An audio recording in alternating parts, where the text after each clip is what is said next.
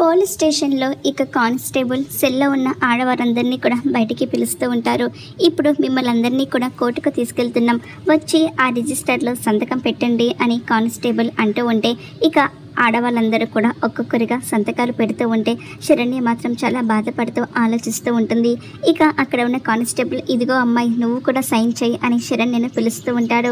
ఇక శరణ్య అక్కడికి వెళ్ళి చేతిలో పెన్ పట్టుకొని ఇక సంతకం చేయాలా వద్దా అని ఇక తన చెయ్యి కంగారు పడుతూ ఇక ఆలోచిస్తూ ఉంటుంది.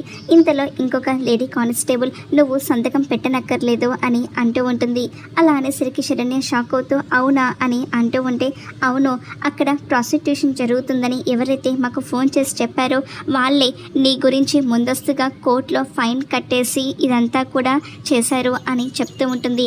అవునా, నా గురించి ఎవరు ఆలోచించి కోర్టులో డబ్బులు కట్టింది, నన్ను ఇక్కడికి వచ్చేలా చేసింది ఎవరు అని శరణ్య లేడీ కానిస్టేబుల్ను అడుగుతూ ఉంటే అతని పేరు దర్శన్ అని ఇక లేడీ కానిస్టేబుల్ చెప్తుంది. ఆ మాట వినగానే శరణ్య షాక్ అవుతూ ఉంటుంది. అంటే ఇదంతా కూడా దర్శన్ గారు చేయించారా అని అనుకుంటూ దర్శన్ గురించి ఆలోచిస్తూ ఉంటుంది. మరి శరణ్య దర్శన్ని అపార్థం చేసుకుంటుందా, ఏం జరుగుతుందో చూద్దాం.